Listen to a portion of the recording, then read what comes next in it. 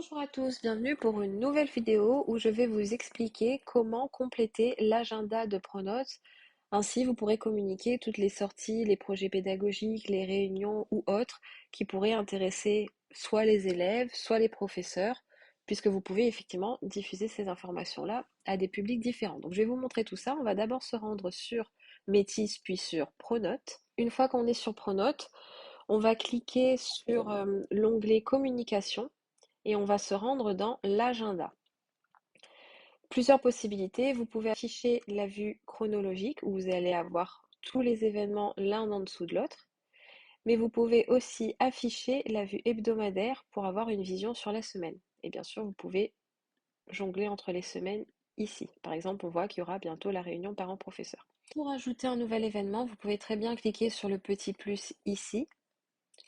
Ou bien vous pouvez très bien retourner dans Vue chronologique en cliquant sur Nouvel événement là. Et là, vous avez juste à compléter les différents champs qui sont en face de vous.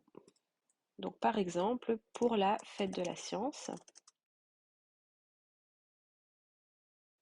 vous avez la possibilité de mettre des horaires si vous le souhaitez, ou si c'est sur des journées ou des semaines, vous pouvez laisser cocher pour dire qu'il n'y a pas d'horaire particulier. Vous pouvez ajouter un commentaire. Vous pouvez aussi ajouter une pièce jointe si besoin.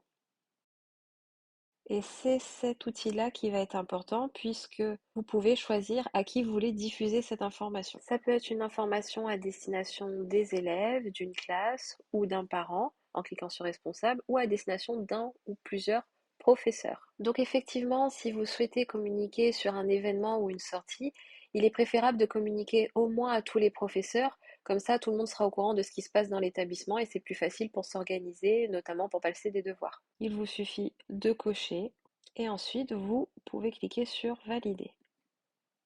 Une fois que le transfert des informations et des pièces jointes a été fait, vous allez retrouver votre événement parmi les autres événements qui ont été créés. Donc par exemple ici, je retrouve ma fête de la science.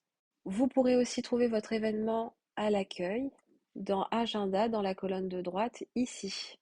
Voilà, vous savez tout, donc n'hésitez pas à ajouter les informations que vous jugez utiles dans l'agenda et je vous dis à bientôt pour une prochaine vidéo.